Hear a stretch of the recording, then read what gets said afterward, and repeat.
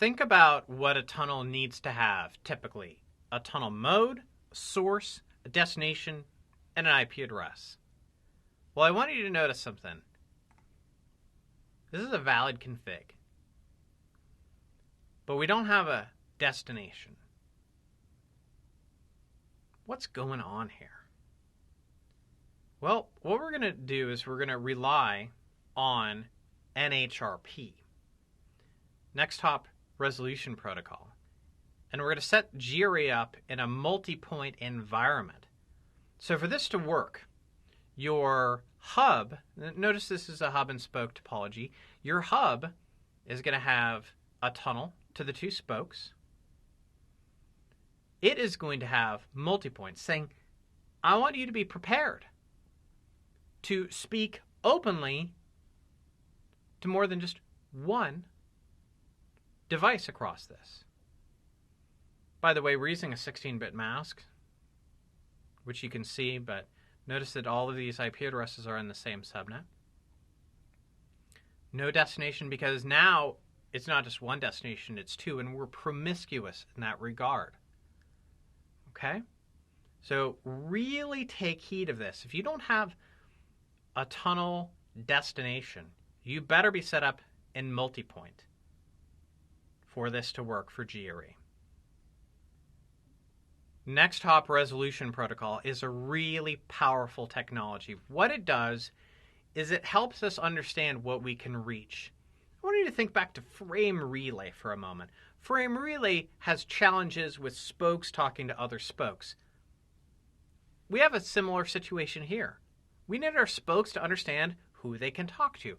So what we need is a client-server protocol where the hub is acting as the server, the spokes are acting as the clients, that allows us to understand what reachability we have across this collection of GRE links.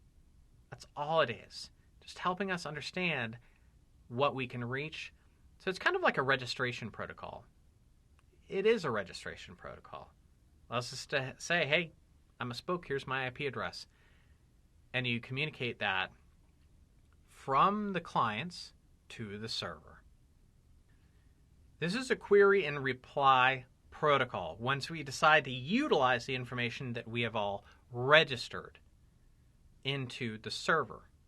So we can say, hey, how do I get to 10.113?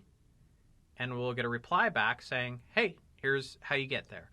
And then we form a dynamic tunnel to get to that destination.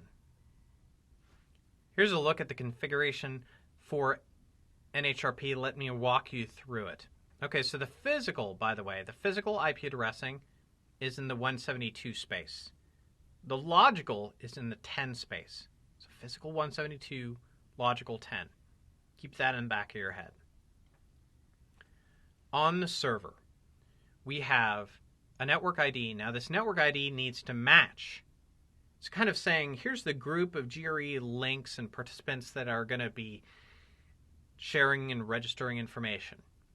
So you don't want that information to be partitioned with different network IDs. They need to be common. You can have an authentication key, which is going to match. And NHRP map multicast dynamic. And you can see there is some multicast involved in this. Okay. So now, once we turn our attention to the clients, the spokes, what goes on there? Well, some things are going to be in common. But we do need to map to the server. So we can see here, Next Hop server, give its IP address, which maps to the tunnel interface there. A common multicast address that is going to be agreed upon by all the spokes. And then what do we have? We have a mapping that say, hey, how do I get there? Okay, how do I get there? So we have, and how do I get to the server? Once we have all of this, we've got our NHRP configured for multipoint GRE. We need to understand what we can see with a command such as show IP NHRP. Take heed of this output. On the hub, you should be able to see all the spokes. On the spokes, you should see a static mapping for the hub, a local mapping telling us, here's who I am, dynamic mappings for the spokes that you have decided to reach. Okay, so on our hub, you can see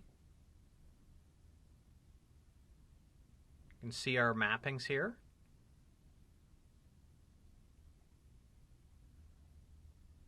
The dot 2, the dot 3. Those are the spokes, okay? You can see when it was created, when it's going to expire. It was dynamic, okay? Very important to notice that.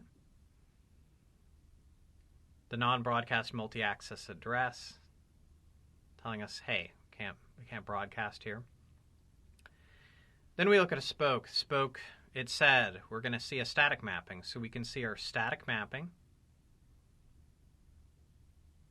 You can see our dynamic mapping.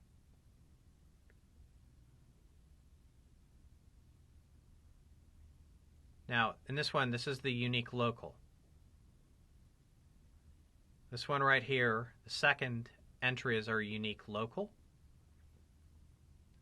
telling us, here's who I am, and here's the other spoke that I can reach across, and the physical interface, or the physical IP address of that spoke. So look at this content, look this slide over again. It is something that does matter to you. We might see a lot of flags, and hey, it's not a bad idea to know what flags exist. That's all I want to do, is I just want to list these off for you. Authoritative, implicit, negative, unique, registered, used, router, local, implicit.